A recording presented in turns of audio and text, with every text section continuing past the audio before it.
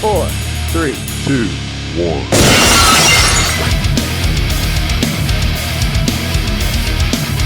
Put everything down and crank your speakers up. It's time for The Realest Podcast. Oh yeah! We got us a new world champion! And what is going on, guys? You're listening to the Realest Podcast, and welcome to February 20th, 2017's Monday Night Raw review, and nothing really new with Raw other than Joined by Andrew, of course. What did you think of tonight? I didn't think of any of it to be that special. It was just another episode. Oh. That's really what it was. Roman Reigns, the guy. Hi, guys, Roman Reigns. Oh. Juan's here. Yep. No, I don't know, man. It's just one thing after another. It's like I thought they started off pretty well, though. I mean, with Kevin Owens and his promo. Yeah, I thought that was a good promo, too. I did think that was a good promo. I don't know. I don't understand how Raw can just be so bad constantly. And that's what it comes down to. It's just that it's consistently bad to the point where it's kind of like every week, it's kind of like, oh, it's Raw. Do I want to play For Honor or do I want to watch Monday Night Raw? Do I want to play For Honor or Monday Night Raw? For Honor, Monday Night Raw. And it's kind of like, I don't know, man. You spend 3 hours watching Raw, it's kind of like you regret taking the time to watch it. And that really kills the mood for wrestling for the rest of the week. Well, I know that the best... I thought Kevin Owens' promo was awesome. People are saying that it's too little too late. I kind of agree that it is kind of too little too late for him, especially whenever he's going to be losing the title in 2 weeks. Like, people are going to be sitting here saying, oh, there's no way. No, we're not going to see Chris Jericho until Fastlane, and he's going to cost that title. Yeah. And we really don't need Chris Jericho to cost Kevin Owens the championship because it's Goldberg. I mean, he doesn't need any help. You're right. They don't need him to do that, but I mean, in all honesty, keep Kevin Owens sane, to keep him legitimate, that's what's needed. 100% is needed. I mean, think about it. Have him get beat in the amount of time that he'd get beat in. Oh, yeah. I mean, all that build-up for Kevin Owens is gone. But I also thought, just so much tonight was just so dumb. Like, Enzo and Cass, they're the new number one contenders. I thought they did that right. That's how you do a number one contendership, but why in the world are we seeing Sheamus kick Enzo? Why is Enzo gloating after? I get so tired of how good they looked at NXT. Yeah, Enzo was the guy that took more of the beatings, but he also gave beatings. I mean, on the main roster, it's like, okay, Enzo's going to get his ass kicked for about 90% of this match, and then he's going to tag in Cass, and Cass is going to dominate. It's literally a one-man team, and it gets very annoying seeing that constantly, where the one-man team is that's it. It's literally it. It's a one-man team. Well, what they really are relying on is the fact that he can really walk the walk and talk the walk, with his mouth. It's just, like, all right, well, Enzo's the one that gives the really good promos, and Cass just sort of does all the handiwork. Michael Andrews says best segment was probably Bayley, Stephanie, and Sasha before Charlotte arrived. Honestly and truthfully, that wasn't even that good in my opinion. I could see where people would think that was good. The only reason I thought it wasn't that great was, Charlotte's done that the entire title reign, except for really recently, where she's, had someone help her the entire time. Why would an authority figure say, hey, you need to give me the belt? In all honesty, the authority figure would just take the belt. Right. So it turns into like, okay, and then of course we see Sasha come out and like, no, you earned that. And it's like, and then of course you have Bayley, and I honestly and truthfully sat there for a little bit, and I was like, there's no way she's actually about to do this. No. Well, no, and you knew right away that she wasn't going to do it because she had already gotten the new plates installed. So if they were going to plan on her handing over the title, they wouldn't have put those custom plates on the title. I mean, I'll give you my three highlights of the night. The opening segment with Kevin Owens. That was a great promo from Kevin Owens. Brock Lesnar and Paul Heyman's promo was outstanding. Oh And yeah, then Samoa Joe and Kevin Owens versus Sami Zayn. So basically all that in one. Where's my highlights of the night? I thought those were outstanding.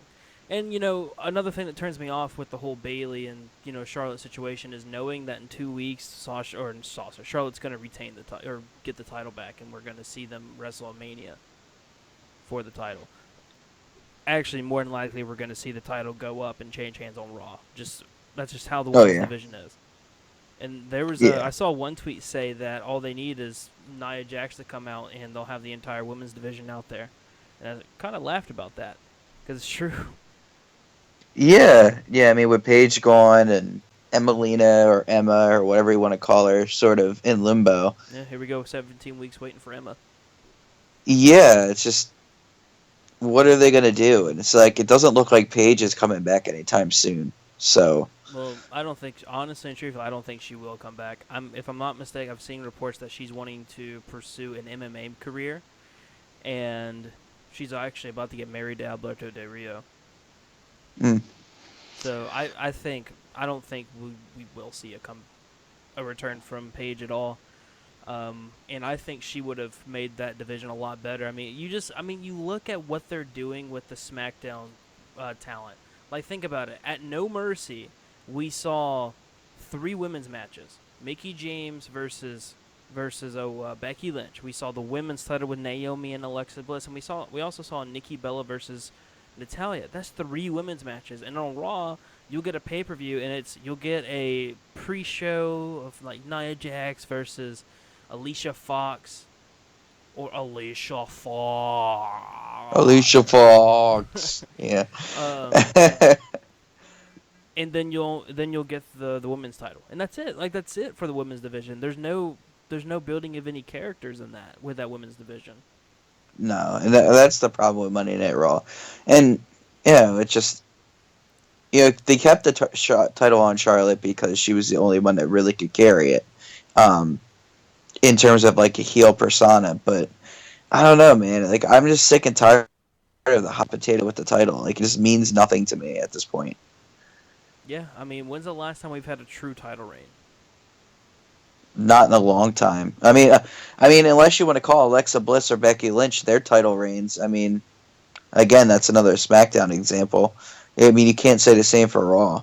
I mean, let's be honest. That title hasn't been held for a reigns probably since, I don't know, Charlotte.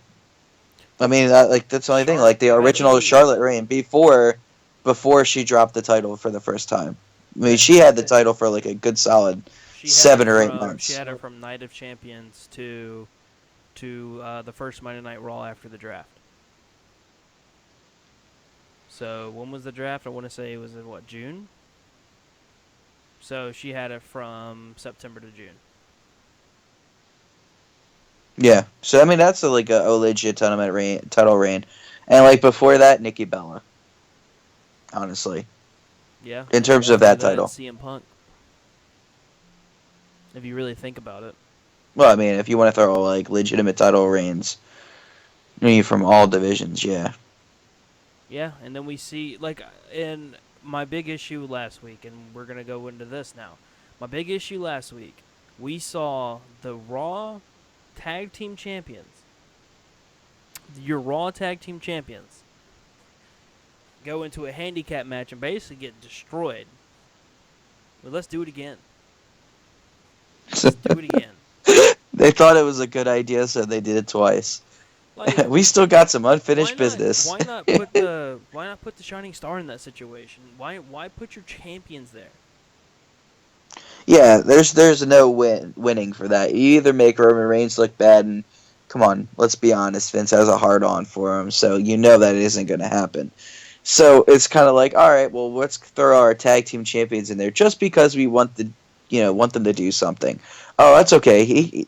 they could take it if they get destroyed by Roman. It doesn't destroy their credibility at all. It'll be fine.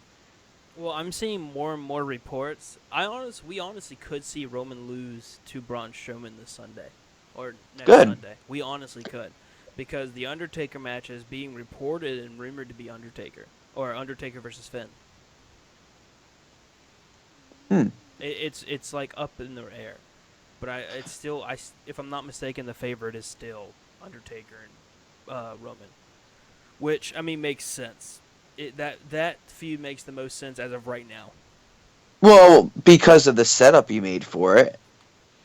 Yeah, I mean he says this is my basically saying it's my ring now at the Rumble, but I don't know if Taker can really do an hour match. I mean we No. all saw how bad he looked at the Rumble. He looked bad. Yeah, he really didn't take any bumps at all either. Yeah, it was bad. But so there's been a rumor. If nobody knows about it, we'll just explain what it is. There's been a rumor out that is saying that Triple H is forming basically a new evolution, which will involve Kevin Owens and Samoa Joe. Now, who else will he get involved? Now, we're gonna be talking about that in just a second. Now, before we do talk about that, be sure to hit that like button if you're enjoying what you're listening to. Also, hit that subscribe button. It is free, I promise. Also, if you hit the bell you'll get notifications when we go live at all times or when we get put an upload up. You never know when some crazy news will break, and we want you to be the first ones to hear it.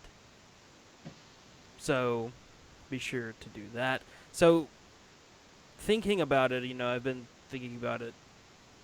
You honestly want 4 to 5 guys in a faction, in a strong faction. Evolution, in my opinion, is the last really good faction. I don't consider Nexus because Nexus didn't last. Didn't last that long. It didn't last long enough to be great. Well, Nexus really didn't have the, I want to say, potential star power that Evolution did. See, the good thing about Evolution, that made Evolution so popular, was the idea that it was a well-rounded faction. What I mean by that is you had guys that have already been established, and you have guys that had promised to be established. So you had Triple H and Ric Flair, both of which were at this point pretty much established in the company, especially with Ric Yeah, Flair. I Triple mean, you H was can't say just anything like starting that. his top guy status, or just getting into it, basically, of that long Right. reign. Yeah, I mean, like you could argue that he was quote unquote the top guy maybe a year or two For before that, for for Monday but Night this Raw, he is where was his prime 100%. was. Yeah, this was. But I mean, at this point with Evolution, that was his prime. That is where you see him really taking off and becoming the number one heel on television. At that point in time, if you were to ask me who do you hate the most in WWE, it'd be Triple It was H. Triple H, I yeah, hated him. because he did such a good job with it. Mhm. And when you add Ric Flair, who was really good at playing the heel persona, and then Randy Orton, who was really good at selling his Legend Killer gimmick, and then you have Dave Bautista, who basically took out Goldberg. I mean, if you remember, right? We also can't forget Batista also went off and became the face of SmackDown. Yeah, I mean, he became the face of SmackDown. So I mean, everybody in Evolution did something that was, important. They had a legacy of some sort, and it's just with Nexus, there was a bunch of guys that they kind of threw together, and like if you really look at it, the only people that are really remaining out of that group is Heath Slater, Yeah, who's on which he's SmackDown Live, but he's a joke, Yeah. unfortunately. You had Wade Barrett, who left, who was their star. he had a lot of potential too. Yeah, he did. And David Otunga, who's now on Commentary. the commentary team. So it's kind of like, I don't know, they didn't really have the it factor. And that's why Nexus really didn't succeed. They also I had mean, a it lot of people. was one How thing many when... did they have 6 or 7? Yeah, I mean, it was kind of like a mock NWO thing. And they had CM Punk at the helm for a little bit. But that was... I don't consider that Nexus. That's a new Nexus. Yeah, I mean, it just... CM Punk was like the only thing good about that thing, And with Evolution, it was chemistry. Nobody could stop him either. Right. Remember, there's one pay-per-view where every single Evolution member had a title. Absolutely, yeah. And you need to see that. You need to see that I again. agree. I 100% agree. I don't. I think a big mistake for the Shield, and the Shield is considered a great faction, is none of them ever went for a title, a big title. I mean, you saw Dean hold the United States Championship. You saw Roman and Seth have the tag team titles, but I mean, none of them ever went for a big title. Right, but at the time, it's like never, none of them, not one of them were considered a main event talent, and that's where I think the Shield went wrong. They had 3 members, so you had a tag team championship group, and then you had a mid card group. And I'll be straight with you. I always thought Dean was the guy that like shined out of that group. I really did think that Dean shined. And I guess again, I didn't watch at that time. I wasn't watching wrestling like I am now, so it could have been me just not paying attention to me, being that guy that doesn't watch every week and not seeing it how I can see everything now. But I really thought Dean was like the guy out of that group, and then I watch like a year or two later, and it's like, okay, the camera's really focused on the Roman Reigns guy. They are I don't even watch wrestling at this point, and I knew this Roman Reigns guy is who they're going to focus on. Right. Excuse me. And they would have him completely dominate the field. I mean, if you remember, they had the Shield versus like what was it, the entire Raw roster basically, and Roman Reigns pretty much cleaned house. Which when you look at what he is now, that shouldn't surprise you. Mm. But at the time, it But was crazy. but at the time it was crazy, and like it didn't really sink in at that point that Roman Reigns would be untouchable, you know, Yeah, and that's where he is right now. absolutely. I mean, but back to what we're saying, if this faction is to come, this. I've seen one rumor say that, that Finn Balor is up there and rumored to become a part of it, but it doesn't make any sense to have Finn become a part of it because that puts you that. In reality, that gives you 3 main event stars. In all honesty, that gives you 3 main event stars on one talent. And I don't think that's smart because you could play, well, Finn hasn't lost the title, so why would Finn, do that? Samoa Joe became the first 2-time NXT champion, right? Yeah, became the first 2-time NXT champion. And then you have Kevin Owens, who is the Universal Champion and NXT Champion plus Intercontinental Champion. What's the point of having all that? Who would you throw into the tag team to be a tag team? Well, I think it's pretty obvious, right? I think you keep Samoa Joe as your main event player. You throw in Kevin Owens as your mid card talent, and you put the Revival up there. I mean, if you already have a heel faction going, there is no better heel team to really get on someone's nerves like the Revival. They are so technically balanced, and they are so great at playing the heel persona. So, I mean, I honestly think if you put those 4 together, you got a solid faction. See, I think it's flipped. I think you would see Kevin Owens stay as the top guy, which is I think needs to stay because it's seniority there. He's been at that point, and there's no point in regressing there. And having Samoa Joe be the mid card guy, see what he can do with the title. Obviously, we've seen what he can do with an NXT title, but then again, we haven't seen what he could do with creative and Raw and with a mid card title there. And if you add the Revival, that just adds so much more possibility with that tag team division. It really does throw in a lot of great things for that tag team division. I mean, Yeah. because you then have the New Day, Enzo and Cass, the Club. If they're still together, Sheamus and Cesaro, like that tag team division has the potential. Oh, Keyword there's that word. to being revived then, especially if it's done right. Yeah, I mean, it's really hard to say because I know the Revival are going to get called up sooner rather than later. Well, it's gonna be after Mania because they're gonna have a triple threat match at Mania, and I think that's gonna. Right. Oh my goodness, I cannot wait. AOP versus DIY versus the Revival. Woo! Yeah. It just like I said, it's gonna be crazy. But if you're really focusing on a team to really bring up, honestly, um, the Revival is probably the best choice for a tag team that has come out of NXT in a long time. And as much as I like American Alpha, and I really, really enjoy watching American Alpha, there's something about the Revival that is more magical than even American Alpha. And it's just the way that they play that heel persona, the top guy persona, and the way that they kind of coordinate and isolate and really work as a team to really kind of put on that show for you. Like I'm just thinking of things that are possible with that faction versus like let's say a Finn Balor. Like honestly and truthfully, that's money.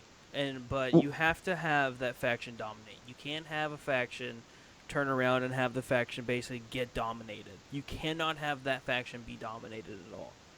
Oh no. That faction has to dominate from the ground up. Honestly, if you're going to throw Finn Balor into any faction, I would throw him into the club.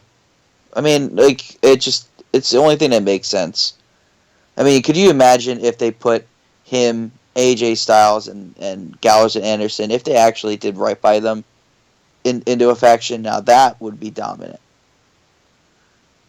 I'm not saying throwing them in a faction, but like in all honesty, that right there has has a recipe for excellence.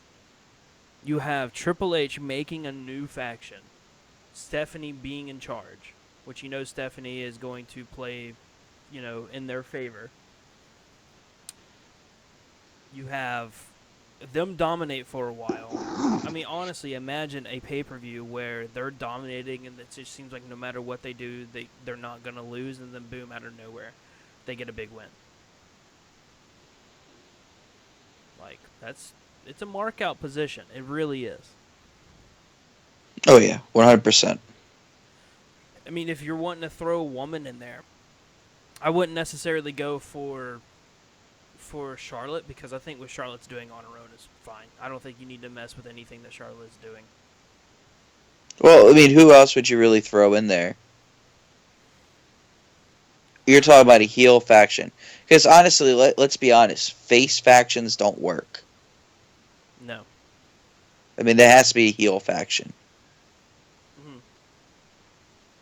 Every great faction has been is heel. I mean, the Bullet Club is loved right now, and that's basically the modern day NWO of the Indies. Yeah, and And and eventually you're going to see the Bullet Club split because that's what no, happened with the NWO. Like it's just going to happen. that faction is probably never gonna split because Finn Balor was in charge of that faction. Finn gave power. The power was basically taken over by AJ Styles. Then Kenny Omega took it over from AJ Styles. Someone will just take it over. Like that's a faction that's probably never going to end. Well, see, that's the problem though. Like as beloved as it is, so was the NWO. But the problem with that is that they ran out of creative ideas for it, and like, all right, well, what do we do here? All right, let's have a civil war between the NWO. Let's have the black and white versus the red and black. The Kevin Nashes versus the Hulk Hogan's. Yeah, I doubt that'll happen though, because I think it's too organic right now, and everyone loves it so far.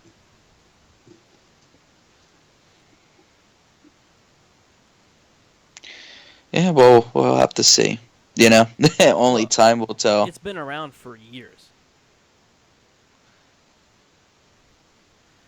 So here's something else. Did you hear about this? The New Day are going to be hosting WrestleMania this year. I guess that's their way of keeping them in the loop. Well, I mean, since Question mark? since since they had their longest tag team championship reign, do you really blame them? No. I mean, Just have them do that. Have a few funny spots, and then boom, it's over. Um, Rusev and Jinder Mahal still don't know why they're still together. New Day beat them. Neville and Gallagher. I thought they had a good promo. I've seen people say that it was bad. I thought it was a good promo. I do kind of, I don't know. There's some parts that get annoying. Bow down to your gang. Yeah, I think they took that character a little bit too far. Like I was all for a Neville heel turn. I still like what he does. I really do. But I think the one thing that really pushes it for me is when he starts calling himself king. You know, it's Sorry one about that. thing. It's one thing to say, I'm the rightful king of the cruiserweights, or I'm the king of the cruiserweights. But like when you start like getting into it, like really getting into it, like oh, bow down to the king. Hmm. Like I never even and that's just me personally. Like even people that won the King of the Ring, I never enjoyed, that type of character, that type of heel persona. Like I hated King Booker for a long time. Like he was so annoying to me. Do I look Booker T now? Absolutely. But when he was playing that King persona, I was just like, oh my god. Am I the only one who thinks Dean has been unsatisfied with his role as of late? Thankfully he has no backup plan like Punk. Um, this has been this has been discussed before, and we can get into that. Just something fresh. So Dean, this will go at WrestleMania. Dean really wanted that match to be gruesome. Wanted to have a little bit of blood, and if I'm not mistaken, creative was all behind it. Brock wasn't. Brock was not behind that. That's why that Mania match was so bad. And if I'm not mistaken, he was really pushing his ideas up and kept getting shut down. So essentially, what you're seeing is him basically giving up because nothing he pushes forward ever is in his favor. Nothing ever gets done that he wants creatively. So, I mean, and the thing is, this time last year we were saying, man, I really wish Dean was champ. I really wish Dean was champ. Dean'd make a good champion. Turn around at the same point of the year, we're like, man, he didn't make a good champion at all. He was actually the opposite. He wasn't a good champ. And the only reason I don't think that Dean has a backup plan is because he's been he really fought to get where he is today. I mean, he went through the TNA tryouts as Mike Maddox, if I'm not mistaken, that was his name. He went through CCW too.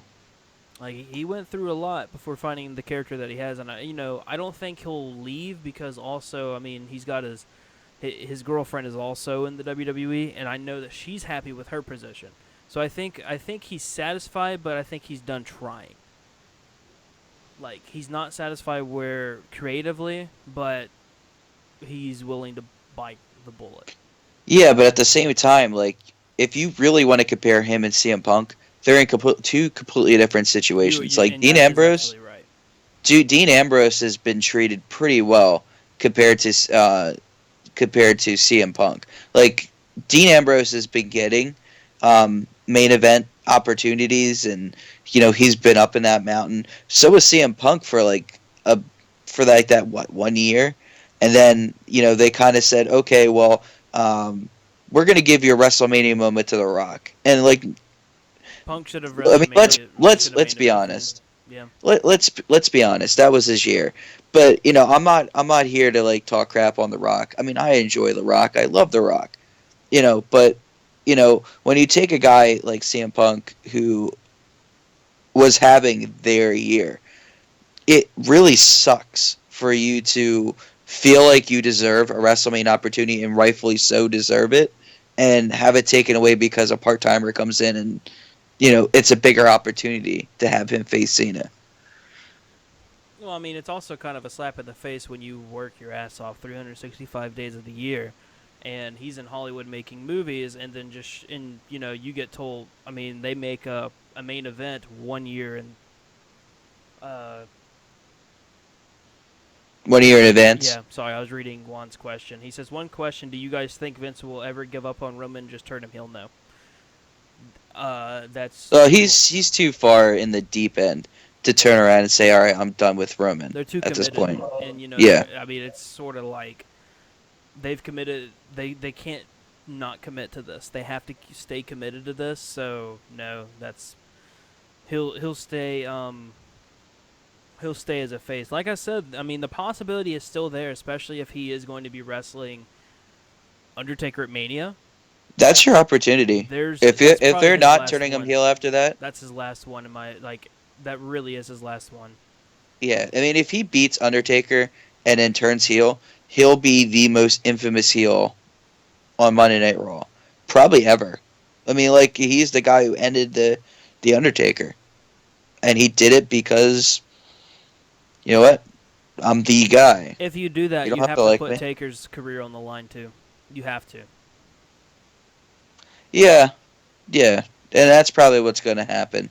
But I don't know, man. It's just like I said, when it comes to Dean Ambrose, I totally agree. I don't think he's leaving anytime soon. I think that he's been given enough opportunities to where he's not a Ryback or a CM Punk to the point where they're so frustrated that they want to quit. Well, you also have to look at it this way. This is two separate stories and two separate people. Punk was in his prime at his main eventing point in his career. His merch was outselling John Cena's, outselling everyone's. But he was getting thrown. He was getting. This is while he was a face. He got told to turn heel. He got told to put over Undertaker. At the time was a part timer. Got told to put over Rock twice. Part timer. Got told to put over Brock Lesnar. So it was doing nothing for his career. He was very unhappy. And in reality, at WrestleMania, what was it, 31? Or not 31, 29? I think it was 29 Was that he that was was supposed to main 29? event. If I'm not mistaken, 29 was in New Jersey. At WrestleMania 29, he should have main evented. Not 29, 28 in Miami. He should have main evented at 28. There's no reason why we saw Cena versus Rock as your main event. The main event is for the title. I've said this before. If the main event is there for the title, I can't stand a main event that's not a title match. Unless it is one of those matches that you're like, oh my god, this is happening. That's just me. Thanks for answering my question. You're good, man. You're good. You can ask away. Always ask questions, dude. Yeah, it's just such a delicate matter, and with CM Punk, like there's things that I agree with him on, and there's things that I think that he went about it the wrong way. He's You a, know, you know, I really do like CM Punk, but so do I I. think he's a stubborn asshole in a lot of situations. Yeah, I mean, me just saying that, he'd probably block me on Twitter. So, yeah, but I mean he's a great athlete. I've always enjoyed watching him, but oh, it's he's just a kind great of product. like yeah, it's just as much as WWE screwed him, and you could say that it was more so WWE screwing him than Punk screwing them in a sense. Like, I mean, it's such a really dirty situation, and something that you see in a minor scale all over, like from the Cody Rhodes to the Rybacks. But I don't think we're gonna ever see something as blown up or as serious as the whole CM Punk WWE feud. Hmm. Like normally you see superstars come back and kind of set aside their differences after a while. I honestly don't see Punk ever coming back, and you know what? I don't blame him. I really don't. Neither do I. I think, honestly and truthfully, I think Punk could come back. I think it would. He could, if WWE needed him that bad, and this is if they needed him. Which, I mean, at this point in time, I don't think they need him. He could play and say, "I'm going to be a part timer. I'm going to main event." But again, he got a lot of false promises, and that must suck to be told by your boss, "Well, look, I owe you one," and then never have it happen. Right. Yeah, But it's such a dirty situation. yeah, so I mean, let's talk to let's continue. Bailey confronting Stephanie McMahon. Um, I mean, I really didn't care for it. Or Stephanie confronting Bailey, I was about it. I I dig what Stephanie was pulling, saying, you didn't win the title, you had interference, and I mean Bailey really sold the wow, like she's right face. Yeah, I mean, I don't know. Like from my point of view, it's kind of like, all right, well, how many times has Charlotte retained because of outside interference? And really, if you really want to get technical with it, Dana Brooke came out first and raked her eyes. So technically, Sasha coming in was sort of like an evening of the playing field. So, like in my mind, and I guess the way that they kind of perceived it as Bailey kind of getting over it was that it was like eye for an eye. You know what I mean? Mm, It's kind of like she cheated at first, and Sasha evened it out. So it kind of negates one another. yeah. I mean, of course, we saw Sasha say, "No, you don't do that. We're like sisters. You don't do that." They won't be like sisters in a few months. No, I'm honestly and truthfully like I think that's going to be the next best thing for that division. I think, especially if they don't do it, if they're going to wait for SummerSlam to do that match, they have to keep those two together, because I think though every single bit of both divisions and the women's division need something fresh. I think every division's getting to a point where they need something fresh, which is great that they're doing the the draft again. I can't wait for that. Every single person, SmackDown needs something new. Raw's getting to a point where it needs new. And speaking of, I mean, this isn't, this came to mind, and I don't want to miss and not talk about this. We're going to be seeing Seth Rollins next week. And for people that are freaking out because they did hear Mick Foley say that Seth Rollins is on the shelf for this WrestleMania, that is not true. Seth Rollins is not on the shelf. If anything, that basically just said, hey, it's going to happen. So we're going to be seeing Seth next week, and you probably an interview from Birmingham or via satellite. It's good to see. Let's just say this: it is a good sign to see Seth Rollins on TV. Very good Yeah, sign. If yeah, but if you're worried. that's the thing, though. I mean, like people are saying that they keep hearing that he's not going to come to WrestleMania, and honestly, like I don't blame them for thinking that because that's all they said tonight, over and over again. Mick Foley said it. Um, you know, the announce team said it. That he's definitely missing WrestleMania. So I mean, it's kind of like they're playing off the whole thing that they think that he's going to be gone, and that they're really thinking that he's going to come back in time. Well, like I said, them saying that, if anything, that basically just said that he is going to show up. Yeah, So I'm hoping that's the case. I really am. I do too, and part of me wants to say no, but then there's a part of me that thinks, man, this match really does need to happen. And like I said a Well, couple weeks ago, this is the hottest thing on TV. does it need to happen? Yes, because it's the hottest thing on TV. But I stand by what I originally said.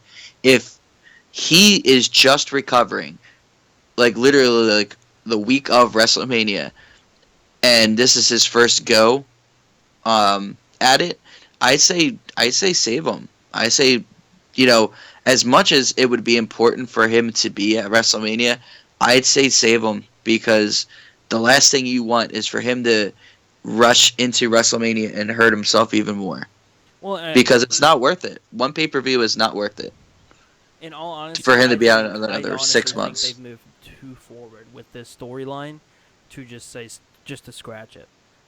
Oh, and like I said, I totally agree. But like when it comes down to it, I firmly stand behind the thing is if he's ready, let him go. If he's not and you're taking a risk with it, save him. I think Because I rather have Seth Rollins for 2 more years rather than, have him back for one pay-per-view and be out for another 6 months because you rushed it. I think this is where you sign the waiver. I think this is where you go off of, do you think that you can do it? And if he says yes, then you look at him and you say, look, this could end your career. Are you sure you want to do this? And if he says yes, you go with it. I think that's how I would do it personally. I would go off of that. I wouldn't, I get playing it safe and everything. But again, this with the way they've moved this feud, you can't just scratch it. No, but, at Not the end of the scratch day, it, you but got to worry you about Seth can't just Rollins. stop it and just that be it. I mean, to lose Seth Rollins after you lost Daniel Bryan last year, it just wouldn't be worth it. Well, I mean, it's bad enough we lost Daniel Bryan. Do we really want to lose Seth Rollins because of the injury? well, I mean, you act like Seth Rollins on the same level as Daniel Bryan.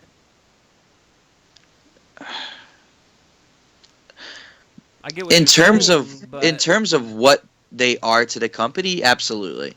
Daniel Bryan was a gold mine for WWE, you're but he right. wasn't being used the way he should have been.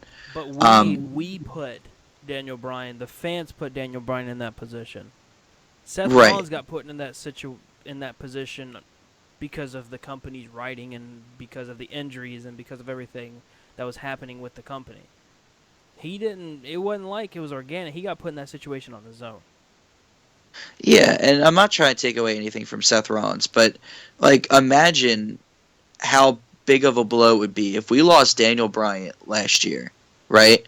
And to lose Seth Rollins right afterwards the very next year because they pushed it too far and he wasn't ready. You know what I mean? That would really, really hurt creative, in my opinion. I Well, mean, it's one thing to have Seth Rollins back into the storylines, but to have him continuously be out because of injury, I mean, that hurts. if anyone is really wanting an update on Seth Rollins, you're going to be getting it next week from from him. So let's just talk about this, and then we'll end the show. And again, before we talk about this, be sure to hit that subscribe button. It is free, I promise. All you have to do is hit the red subscribe button, which is right under your screen, right under the screen of Kevin Owens talking into the microphone in his suit. And there's also a little bell there. You can hit that and get notifications when we go live and when a video goes up again. You do not want to miss when something breaks news-wise. We had the China story break, Daniel Bryan's break. We had those. So The Roman Reigns suspension break. yeah, that was an That was interesting a crazy 3 show. weeks of talking. I'm pretty sure we did keeping it real, and I didn't plan on it. I think I said in the third one, I really am getting tired of talking about this, but every single time I'm ready to stop talking about it, something new comes into it. Like the first week, it was just that he failed the drug test. The second week, it was okay. They knew about it, but then it leaked, so they took away the title. And then the third week, it was just more aftermath, and it's like, holy cow. Yeah. The only reason why we took the title away from him is because of that. So let's talk it made it better. let's talk about the main event itself. Again, before we go into this, I want you to sit down. If you have a drink next to you, if you're laying down, I want you to really sit down and listen to what I'm about to say. The main event for Monday Night Raw, February 20th, 2017.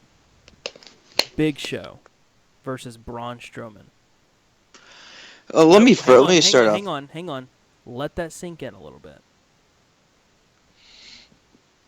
Big Show versus Braun Strowman. Main event. Go ahead. I mean, I think the very first thing you have to acknowledge is that Big Show looks damn good. He really does. I barely recognized him. That's how good he looked today. There was a chant going, "You still got it." No, he's slow. Well, I mean, you knew Big Show wasn't going to go over on Braun Strowman. I mean, I was surprised that Mark Henry put up as much of a fight as he did against Braun Strowman. He put up more of a fight against Braun Strowman than the Big Show did.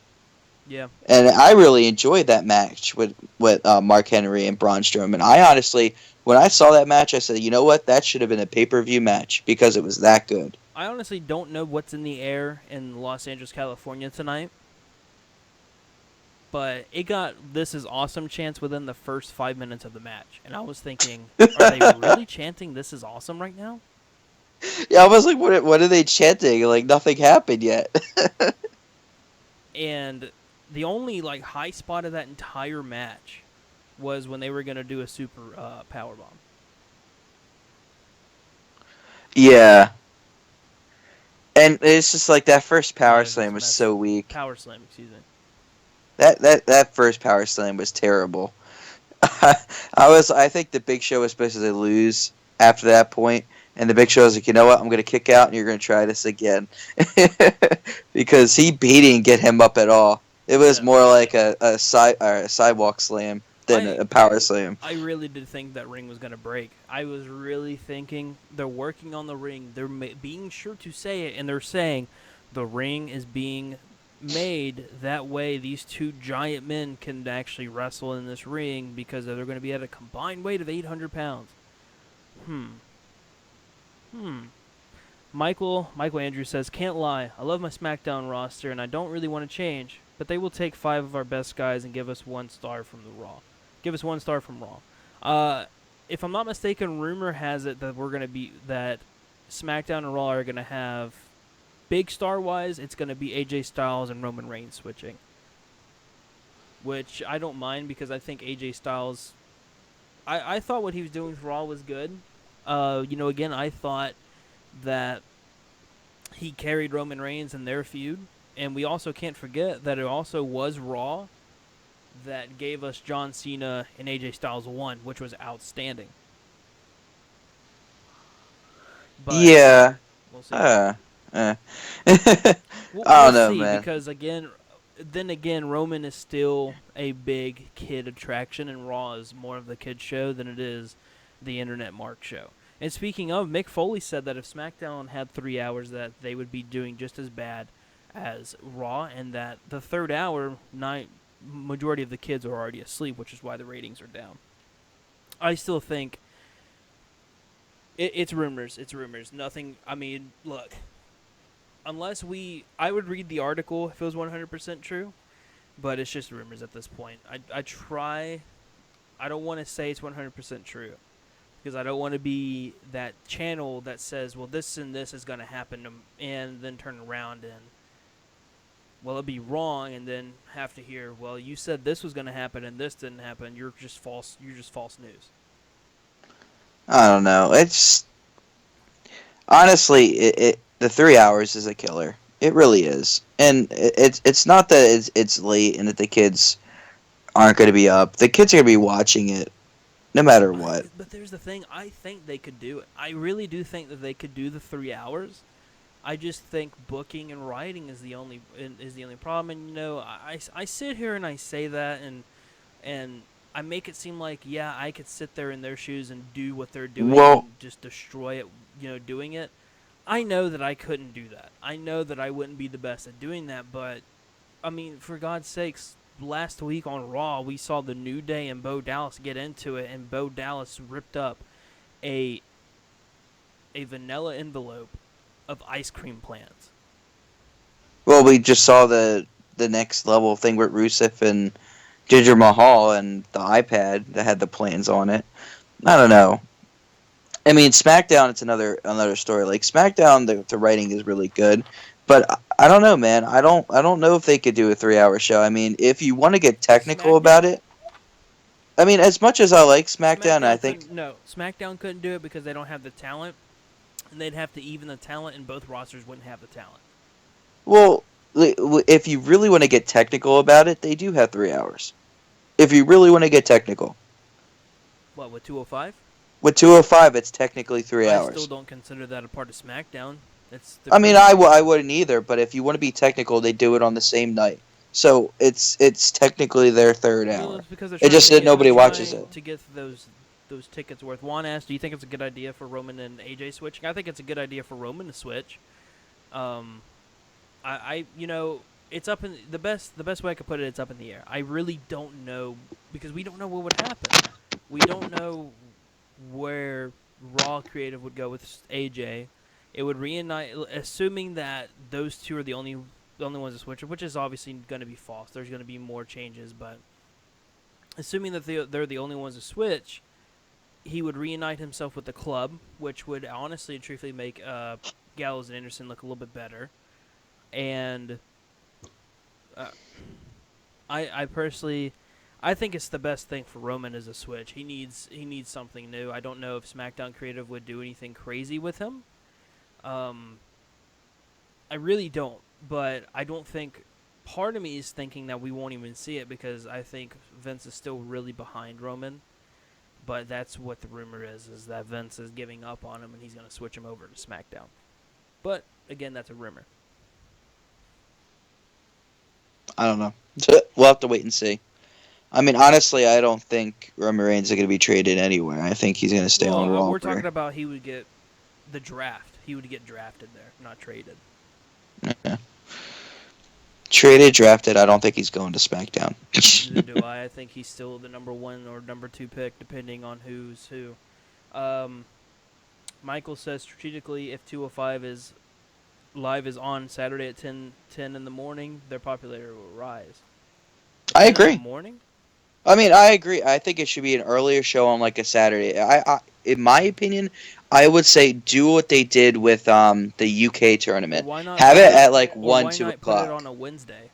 Or put it on at the same? Or put it on? I would put it on Wednesdays. Put it on an hour, like an hour or two before NXT, or an hour after. Because what NXT comes on at 8 or 7.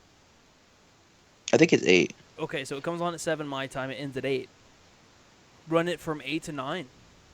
205 live. Just have it put it in Full Sail. You could do that too. I mean, like I feel like they need to get rid of the whole um, 10 to 11 o'clock hour. I don't think that's doing them any good. Oh, because I'll be straight with you. Tomorrow night, I personally don't watch 205 live. I have no interest in watching 205 live. Dude, I've been telling myself I was going to catch up on 205 Live. I haven't even touched the first episode of 205 Live. Then again, if I don't know if you're new or not, Michael. This is the first time I've seen you. Welcome to the channel, of course.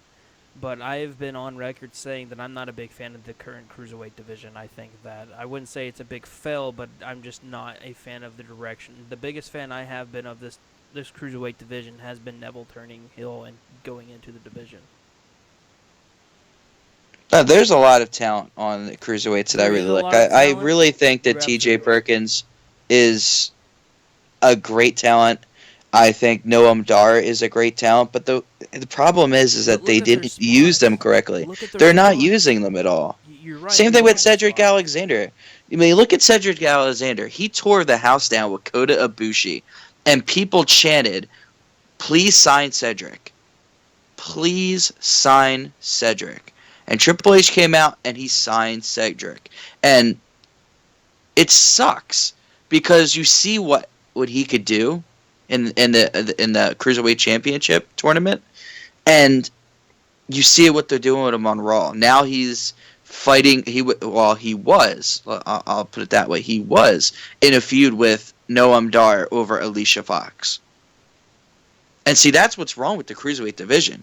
There's nothing for them right now. Honestly, if you really want to get the cruiserweights going, I think it should be more than just the cruiserweight championship. I think that tag teams such as Drew Gulak and Tony Nese should be able to challenge for the Raw Tag Team Championships. I like Um, I like having I like having a cruiserweight championship, but it's like you go down to the cruiserweight division and it's just like its own island. You're done. You're staying in the cruiserweight division. There's no out. yeah, because they want to go back to the classic. Okay, well, if you're under 205, you have to challenge for the cruiserweight championship. Well, I mean that takes away from some great underdog stories. That really does.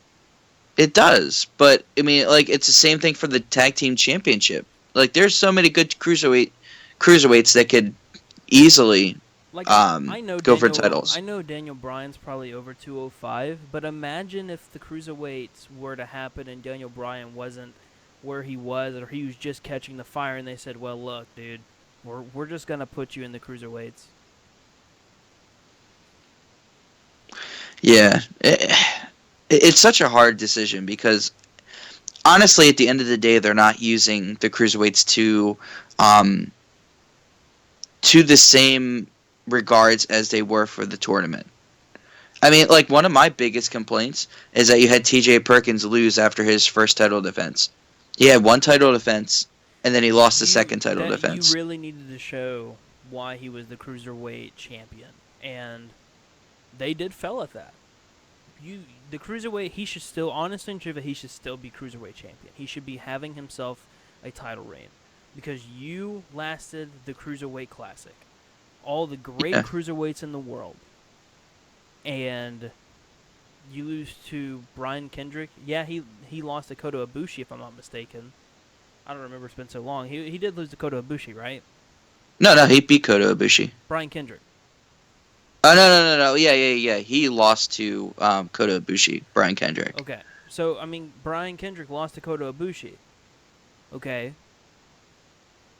Why in the world is T.J. Perkins losing to Brian Kendrick when when T.J. Perkins beat Kota Ibushi?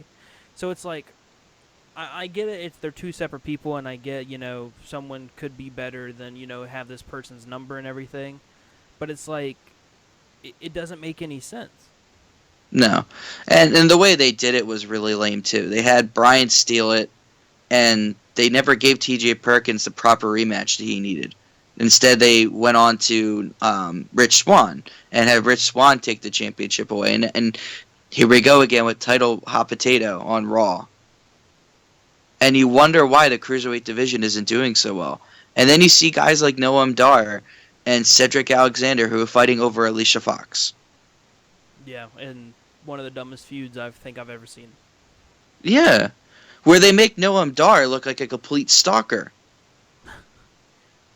And that's what that's what they make him out to be. And it's just like, you saw, if you watched the Cruiserweight Classic, you saw how talented Cedric Alexander is. You saw how talented Noam Dar was.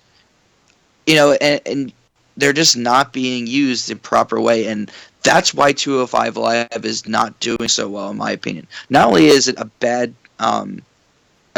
time slot, but you're really not. All right, so let me back up for a second. If you put 13, well, argument's sake, 13 cruiserweights going for one championship, you're not going to be able to utilize the talent the way that you want to. It's impossible. So, you mean, not only did you have the bad storylines that are making it terrible, but now you only have one championship and not enough slots for everybody else to really shine. Right. As opposed to the women's division, which you have titles now. Because that division was getting really big, and people were starting to get left out. And now you have two different divisions where you have two championships where other people can step up. You don't have that courtesy with the Cruiserweight Championship because they're not allowed the challenge for the Tag Team Championship.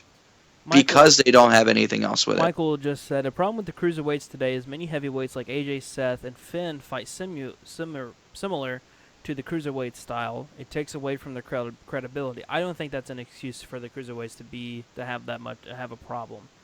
I think it's just a simple fact. I think it's backstage issues with creative, because there's no way that you have these cruiserweights make a name for themselves like they have, and then get here and it's like, this is awful. These guys are awful. How are these guys popular in the indie scene? I think that's just I don't think that's a good excuse to give them. No, not at all. And until they fix that, then they're going to have the terrible ratings. Yeah, I don't know. I think we've kind of hit everything. We've been going on for 59 minutes, up to an hour, basically. It actually kind of flew by, to be honest with you. Oh yeah. Well, when we have like viewer participation like this, the show really goes by so quickly. It really makes the show what it should be. If Juan or if anybody in chat has a question, you're more than welcome to ask away. If not, Yeah, we haven't really heard from Juan today. I mean, normally Juan's like blowing up the feed, right? he's asked us questions. He's asked some Oh, questions okay, today. He was asking I about. must have missed it. No, you answered. It was about Roman going to SmackDown. It was about if could he turn heel. He said, and Michael says we need #we need Eva. I We need Eva. honestly and truthfully, I don't understand why WWE won't take advantage of Eva Marie. Eva Marie has so much heat. You can't recall anyone as of right now that's a heel that has that heat. Name me one person who is a heel right now that has the amount of heat that Eva Marie has. There is That's none. not a face. That's not a face. There is none. Exactly. But we're not going to include her anymore. And then, of course, there's the rumors. Nothing has been official that she's no longer a part of WWE. I heard about that. Like there was some like mix up where her Twitter feed took off the fact that she's taken out of her bio. She's taken everything that had any mention of WWE out of it. I heard about that, but like on her other social media website, she still has that stuff up, or at least that's what I heard at the time. I don't know. I mean, like I said, all of these at this point, it's more of a he said, she said. These aren't even. I mean, these aren't really even rumors because she wouldn't even come out and say anything. So, I don't know. Who will win at Fastlane, Roman or Braun? It depends on who Roman Reigns faces at WrestleMania. If Roman Reigns is facing Undertaker, Roman Reigns will beat Braun Strowman. Now, if if he's not facing Undertaker, then we will see Braun Strowman beat Roman Reigns. I will go on and say that now. Yeah, that's probably what's going to happen. It just depends on like what they want to do. Because you're not going to have Roman Reigns go up against the Undertaker of all people, fresh off of a pay-per-view loss. Especially when Roman's technically on a 3 or 4 pay-per-view loss streak right now. Yeah, just about. If you really think about it, like at least 3 of them have been with Kevin Owens. Ever since he's been going for the Universal title, he's on a 2 or 3, if not more, of a loss streak pay-per-view wise. So we'll see. And another thing that's been going up is the fact that the brand exclusive pay-per-views are actually hurting. Viewership.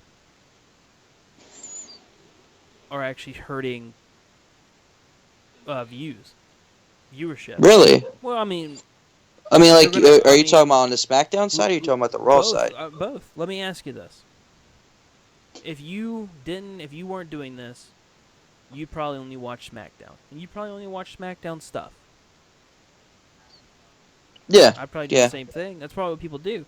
Michael says Miz may be the only heel who gets 100% boost. He deserves a lot of credit. Yeah, I think he's, other than till now with Samoa Joe, I think that he's made that Intercontinental title amazing. He's getting cheers though. He is getting cheers now. The guy is working outstanding.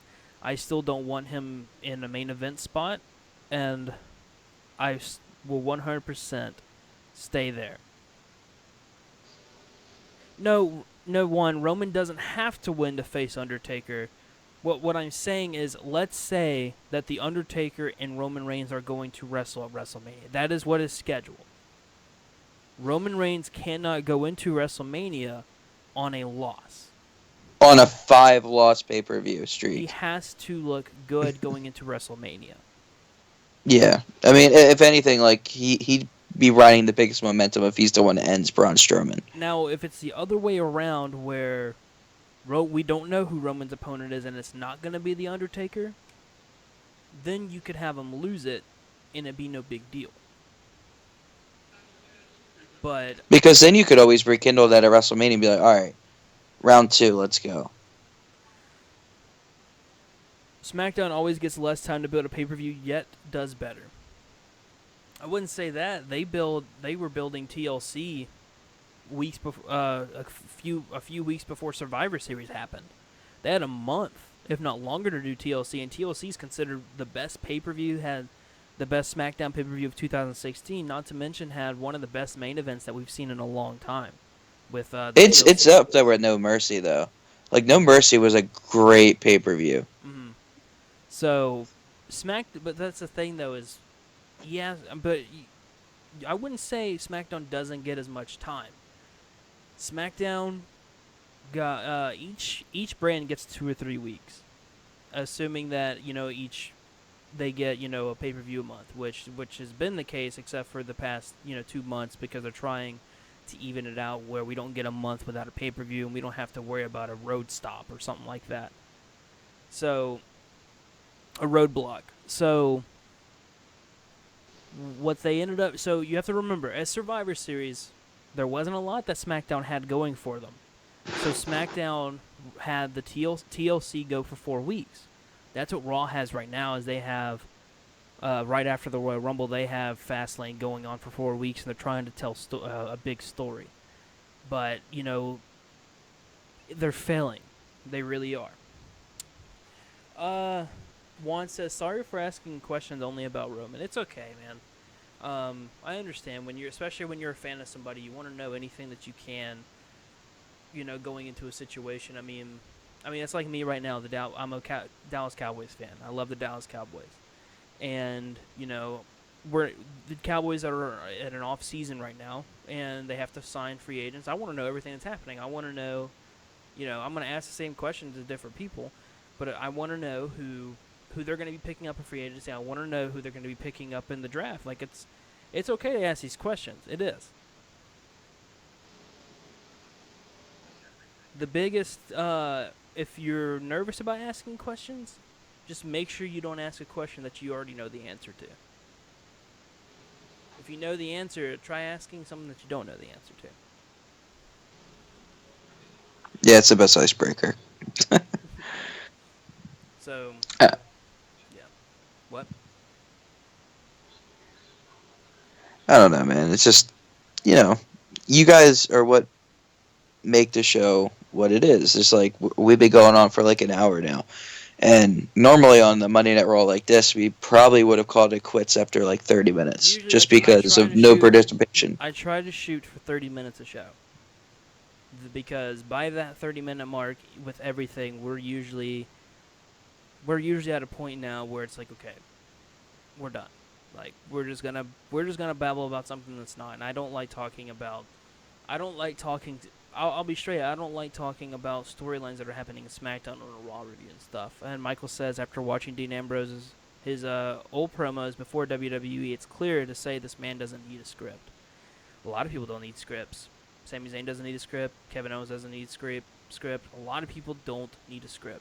I want Dean to turn heel too. No, I think Dean is fine where he's at. I think, if anything, SmackDown needs faces just as much as they need heels. So, Well, the thing about Dean Ambrose and his character is he's the Stone Cold of our generation in terms of he's the one character that can openly be a heel and a face at the same time. Like Stone Cold was very good at being a face that was a heel. And what I mean by that is that even though he was a face, he would do heel things like come out and stunner his tag team partner. Why? Because he's Stone Cold and nobody's going to tell him anything else. Dean Ambrose is along that same path to where he's a face that could easily do heel things and it would be okay. So it's kind of like you get best of both worlds with Dean. You really don't need for him to be a heel because he's kind of a heel and a face. He's like the hybrid of WWE. and I really think that Dean and Baron Corbin can be one of the matches that steal the show easily because Well, if Baron Corbin wrestles as good as he has in the last month or so, I think they're going to tear the house down. I think putting a stipulation would even make the match even 10 times greater. But I am gonna go on and say that it's 12:30 for Andrew. I know Andrew has work tomorrow. It's only 11:30 for me, but if there's any, we'll do one more. We'll do one more from you and Michael if Michael still has a question. If you guys want us to talk about anything or touch on something, or if you have a question, go ahead. This is it because after these, we're gonna be closing off the show. Because I know once again he has work. It's 12:30. He's probably getting ready to go to bed. Who do you see Samoa Joe facing at WrestleMania? Mm. honestly and truthfully, that's up in the air. I don't know. And, that's not a bad thing.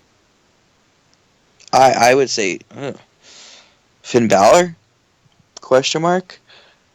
I mean, Finn Balor doesn't have a date for Mania. Samoa Joe doesn't have a date for Mania. I'd say let these two mingle. Yeah, that would be good. But, I mean, that'd be good. Michael says, imagine the Bullet. I'm assuming he's saying Bullet Club or the club reforming and recruits Charlotte, and her initiation was to super kick her father. Well, first off, that sounds like it'd be cool, but like I said earlier in the show, what Charlotte's doing right now, she's fine by herself. She doesn't need any help from anybody in the faction. She is doing outstanding by herself, and I think that's where she needs to stay, is being the number one heel in the women's division. So, but I am gonna go off a limb here and gonna call it here. You guys were absolutely amazing tonight. Again, be sure to tune in tomorrow with the SmackDown Live review. I feel like that one. SmackDown Live review tomorrow. Hit that subscribe button right under the screen. It's a little red box, and then right beside that red box is a notification button. Hit that notification button. We'll be live all week. We'll go live with all the WWE events, Raw, SmackDown, any of the pay-per-views, and NXT. Also, we will be. Also, congrats to DDP tonight, getting into the. Oh yes. Also, hit that like button. Hit the dislike button. I don't care. It helps us. So, until tomorrow night, Brander, I'm Blake.